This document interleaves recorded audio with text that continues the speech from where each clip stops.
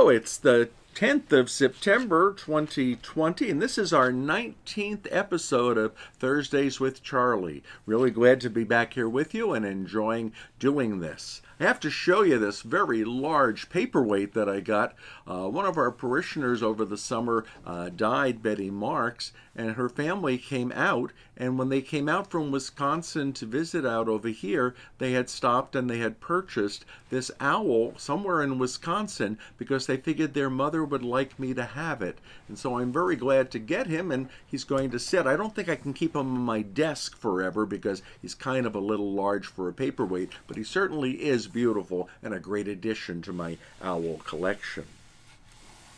I have to thank everybody for bearing with our reservation system even a little bit longer. Every week I keep hoping that the governor is going to change the 50-person requirement, but so far that has not happened, and it doesn't look like it will happen this week. So we're going to keep up with the reservations for masses, and they are filling up nicely, which is really very good to see. Last week, we used a recipe for water pie. I mentioned it in my Sunday sermon. I mentioned it on the Thursday show. And actually, the recipe showed up on our Facebook page, and several people have commented that they were going to go out and try making it. So I hope so. I look forward to hearing how well that pie came out.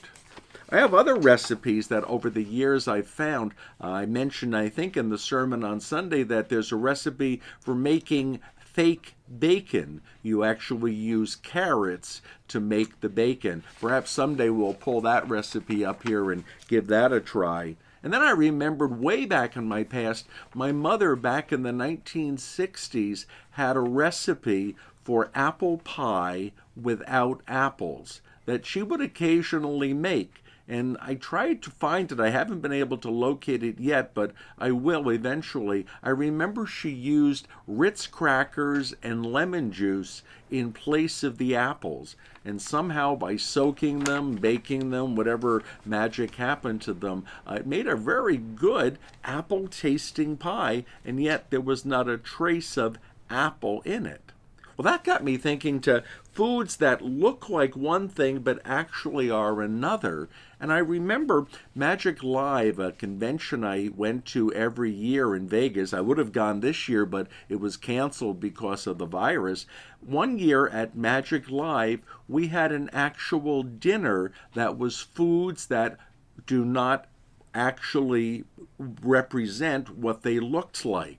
And so, for instance, our first course was a salad, but the salad was actually made out of sugar. So while it looked like lettuce, it actually tasted like a cookie. And the whole meal went through like that. It was a fascinating experience, and I'm sure there are other recipes out there. If any of you happen to know anything that looks like one thing but really is another, I would love to hear about it.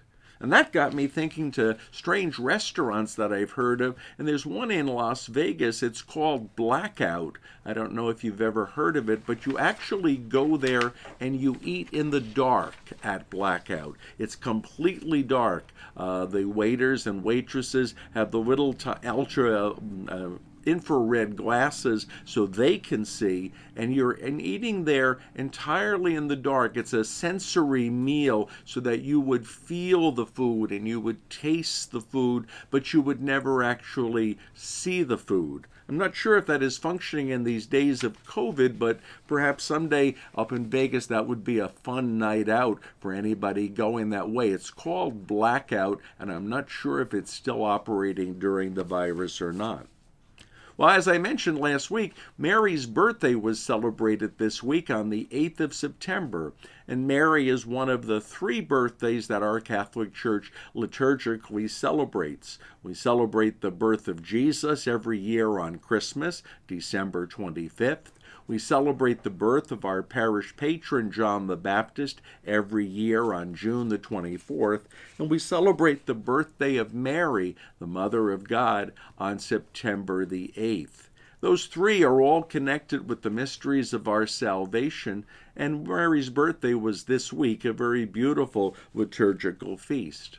Well, that got me thinking about apparitions of Mary. how many times Mary has appeared in the course of our church's history, and how many messages she has brought to us. These are miraculous occurrences. And I think most people figure, well, they're really very few and they're very far between that these things have happened. So I actually did a little research, and Mary has appeared, or at least allegedly appeared, about 400 times in the past 100 years alone. And these apparitions, when they're brought to the attention of the church then investigates and tries to determine if something real and supernatural is happening, or if it's just more a product of imagination and perhaps devotion misplaced.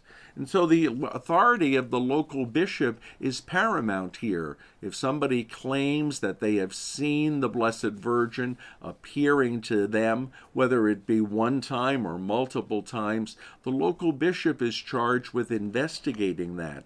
And out of the 400 almost possible apparitions of Mary within the last 100 years, several have been approved as definitely being something supernatural. Many others have been looked at by the church and said, we really can't decide. And a few have been actually looked at by the church and denied, the church saying that these are probably the result of a person's intense feelings, but nothing particularly supernatural is happening. I thought I'd like to mention a few of them that maybe people are fairly familiar with, but it'd be nice to hear about them. So in honor of Mary's birthday this week, I'd like to talk about 4 apparitions of Mary. Now, these are all apparitions that have been approved by our Catholic Church and are probably fairly well known throughout the Catholic world. The first I'll mention was on February 11th, 1858, in a little town near Lourdes, France, the Blessed Virgin Mary appeared to a young girl named Bernadette Soubirous. And Bernadette saw Mary as this beautiful lady dressed in white, standing in a little alcove, a little grotto-like space in the rocks. A miraculous spring appeared during the course of several apparitions. They began on the 11th of February, 1858, but they did continue for several months.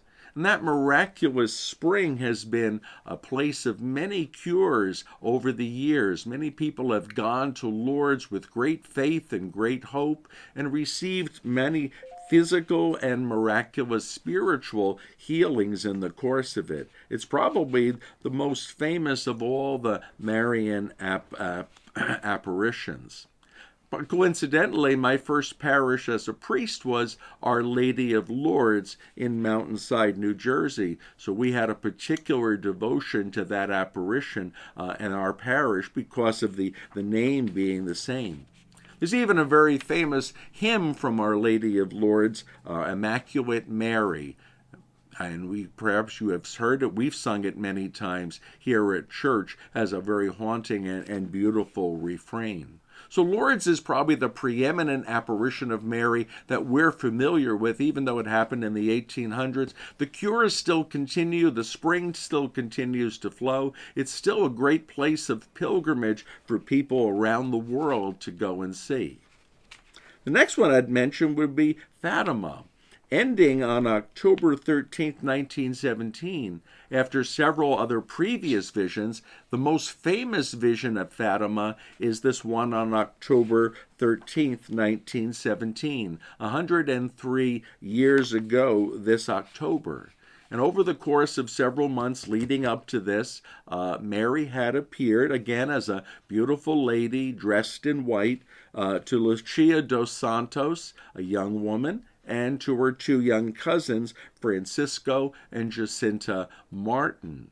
And they saw the lady, and she kept asking them to pray. Matter of fact, the prayer specifically requested was the rosary.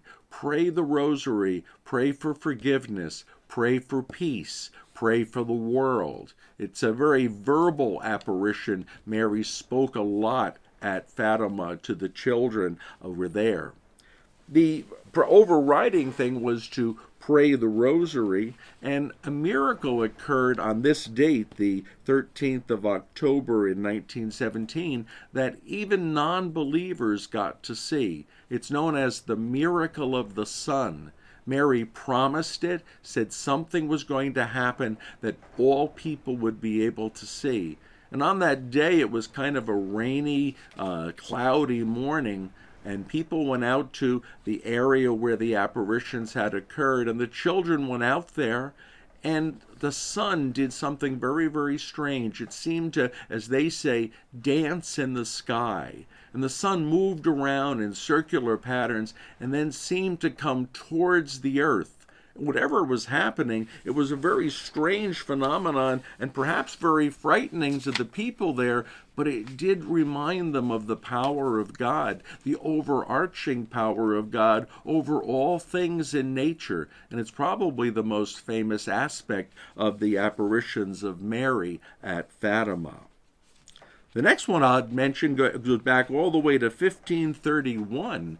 In December of 1531, Mary appeared at a little area called Tepeyac in Guadalupe near Mexico City to Juan Diego, a young man.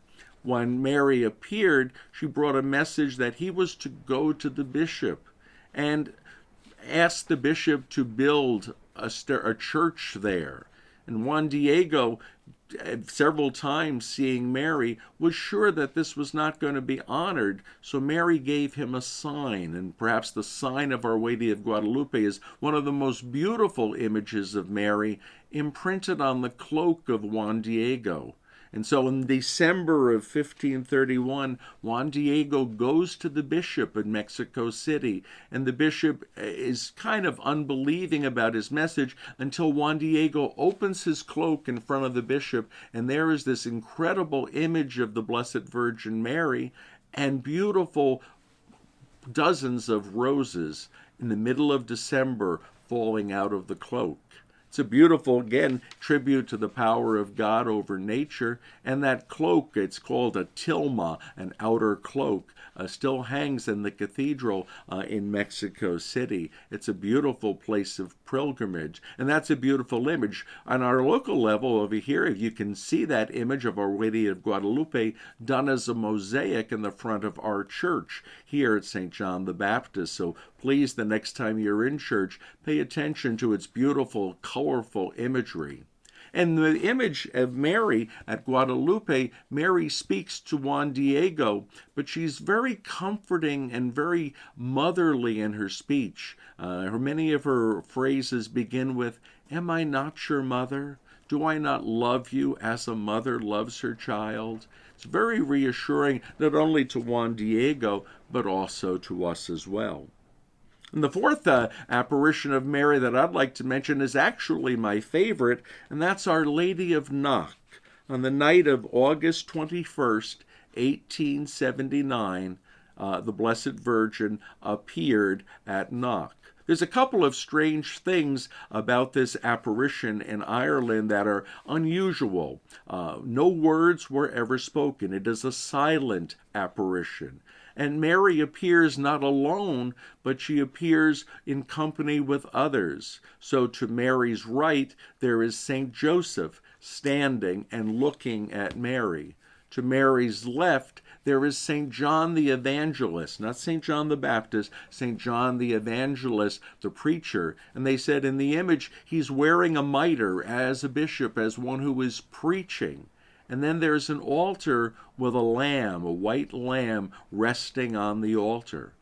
No words were spoken at the apparition at Knock, and it lasted for several hours. On a rainy evening, 15 people, known later as the witnesses, watched this transpire. What the nice connection with us is, it transpired on the walls of the parish church, which was St. John the Baptist. And so St. John the Baptist Church in Knock, Ireland, Mary appeared along with St. Joseph, along with St. John the Evangelist, and a lamb resting on an altar. lasting for several hours. People went and got their friends or neighbors to come and view it, and all 15 people saw this beautiful apparition and found great peace in it. My favorite story about the apparition is that one of the witnesses was the rectory housekeeper at St. John the Baptist Church. And she saw the image, and she went and she got some friends of hers to come and look at the image. She never went over to the rectory and awakened the priest to see the image. I often wonder how that went on years down the road. She remained as the housekeeper, and yet she had seen the Blessed Virgin Mary and St. Joseph, St. John the Baptist, this wonderful image, and the priest for whom she was working had not seen the vision and had to believe it on her word. The nice thing about also these 15 witnesses, most of them stayed in the little town of Knock, Ireland. They're buried in the little cemetery in Ireland. 2 of them migrated over to the United States, and one of them died in New York City. They were all ages. Some of them were very elderly people. One was a child under the age of 12 when it occurred. It's a beautiful, very peaceful image, and I kind of like the fact that no words were spoken. People just enjoyed the peace and the beauty of it. I got to see the shrine in Knock several years ago when I was able to visit it, and I've always been very impressed. It's my favorite apparition of Mary. There are many more that we could talk about, and I think in the weeks ahead I'll try to research some of the others, maybe lesser known ones, to bring it to our attention. Now this week, tomorrow, on Friday to be sure, we celebrate the 19th anniversary of the 9/11 attacks on the United States. I have a particular interest in this for several reasons. One, because at the time I was living in New Jersey, right across the river from where the World Trade Center's towers were located. So they were a familiar sight every time we would be driving down towards the city or past the city of New York. The other thing is a really interesting story. I did a wedding back in the 1990s for a young couple from my parish in New Jersey. And they were getting ready to be married, and I was looking forward to it very much. And the wedding was going to be at our little church in New Jersey, and then the reception was going to be over in New York at a restaurant called Windows on the World at the very top of one of the towers of the World Trade Center. And I was looking forward so much to going to it. The couple was a really nice couple. I got to know them very well in the getting preparation for their marriage, and I've still kept in touch with them. And I can remember several months before the wedding, the bride-to-be was indicating to the groom-to-be that he really had to watch his weight, that she was not going to get married to somebody who was overweight. She wanted him to look really good in the pictures. And so one Sunday when they were at church, I was kidding him. I said, "Oh, how's your diet coming? You watching your weight? You making sure you're going to slim down?" I said, "Yeah." And his bride-to-be looked at me and said, "Well, I don't want to be married by a chubby priest either." And so the groom looked at me, and so for several months, we both tried to cut down a little bit on what we ate to make sure the pictures looked really good.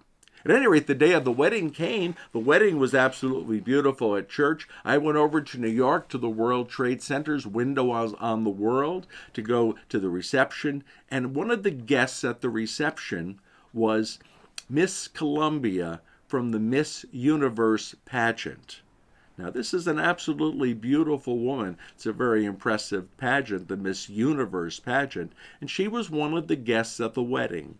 So I couldn't resist the urge. I asked her if she would like to dance. So actually, I can say that I had a dance with a contestant in the Miss Universe World Pageant, Miss Columbia, in the mid-1990s. She didn't win the Miss Universe pageant, but believe me, she looked good enough to have won it, and I enjoyed the experience, and I'll probably never have another opportunity to dance with someone of that caliber.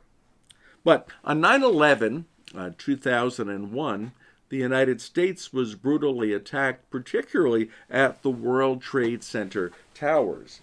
Now, I have a picture here of the World Trade Center. as seen from across the Hudson River. I hope you can notice that the towers are there, Statue of Liberty, an ocean liner going by up the river. They were absolutely beautiful, incredible engineering structures. One of the things I wanted to do for our celebration, our remembrance of this, is I wanted to have a picture that I could reproduce, that I could either distribute or share with our parish this year or next year for the 20th anniversary of this attack. But I noticed online that whenever I went to look for a picture, all of the pictures of the World Trade Center were copyrighted, and I could not get access to them without buying into a site and purchasing the rights to use it. So I wanted something that I could use, particularly this year and again next year for the 20th anniversary. And a friend of mine suggested, well, why don't you go to Fiverr? And I should have thought of that myself. Fiverr is a site, Fivrr, online, where people used to do things for $5 for you. Now they charge a little bit more, but you could find people around the world willing to draw, write, paint, do skits, anything. Well, I asked on Fiverr, I said I wanted a picture uniquely of the World Trade Center involving a flag and showing the date. And so I was able to get this wonderful image of the World Trade Center. We will never forget 9/11/01, my American flag showing at the top of the building. So this is our unique image of the World Trade Center, and I'll try to get some copies available, certainly for the 20th anniversary, but maybe for even our 19th anniversary. Just to recount what happened on that fateful day on 9/11, it was a Tuesday morning in 2001. I had just come back from celebrating the 8 o'clock Mass over at our parish church, and was greeted with our secretary telling me that a plane had crashed into the World Trade Center. That was American Airlines Flight 11, which had left from Boston Logan Airport, and it was deliberately crashed by hijackers with all the passengers and crew on board into the North Tower of the World Trade Center at 8:46 a.m. We were glued to our TV sets watching this, thinking what horrible thing had happened, that the plane had gone off course and had hit the World Trade Center, when a second plane, which was United Airlines Flight 175, which had also departed from Logan Airport in Boston, it crashed into the second tower at 9:03 a.m. Both planes were scheduled for a cross-country flight, so both planes were fully loaded with fuel, and both planes by the hijackers were deliberately crashed into the towers. They were loaded with gasoline, the fuel dripped down, it destroyed the building's structural capacity and capabilities, and eventually that morning the two towers collapsed, killing everybody inside. Nearly 3,000 people, not everybody, almost everybody inside, nearly 3,000 people perished that day. Meanwhile, American Airlines Flight 77 had taken off from Dulles Airport in Washington and was taken over by hijackers and deliberately crashed into the Pentagon at 9:37 a.m. that morning. Shortly thereafter, another flight, United Airlines Flight 93, which had taken off from Newark Airport, destined for a cross-country flight, was crashed in a field in Shanksville,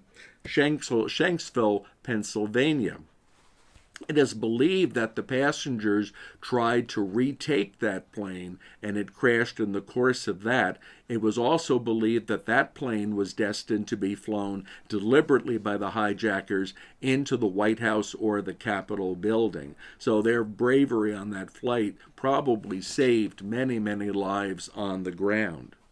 In the aftermath of those four things, the Federal Aviation Authority wondrously canceled all flights and brought every flight over the United States to the ground. Every flight had to land at the nearest airport immediately because they suspected there were other hijackers who might have been planning to fly their planes into other things. We'll never know whether there were other hijackers or not, but the bravery and the foresight of the Federal Aviation Authority canceling all flights, grounding all flights, probably saved many, many lives. It was the worst deliberate attack on the United States by a foreign force. The hijackers were trained pilots. They had evil definitely in their minds and in their hearts and against our great American nation. I was brought on to active duty and sent to Dover Air Force Base that very day and spent several weeks there working with the remains that came to us from the Pentagon. Certainly that date, 9/11/01, is going to live in our minds and our hearts and our American consciousness for years to come. We hope and we pray that there will never, ever be another attack like that against our great American nation. It's probably time now for our faithful owl to come down, Pascal. And he brings, as usual, a message. And it's a beautiful message today. He brings Salve Regina, Mater Misericordiae. Salve Regina, Mater Misericordiae. Hail Mary, Mother of... Hail Queen. Hail our Queen, Mother of Mercy. It's a beautiful song, the Salve Regina. It's sung very frequently by priests when they gather, and it's a reminder that Mary, when she appears, brings to us God's mercy. Salve Regina, hail Queen, hail our Queen, Mother of Mercy. You bring God to us by your apparitions. We pray that as we think of Mary's apparitions, as we pray her rosary, particularly next month, October, the month of the Holy Rosary, we might be reminded of how good, how kind, how generous and merciful God is to all of us. God bless you, and thank you for joining us today for Thursdays with Charlie.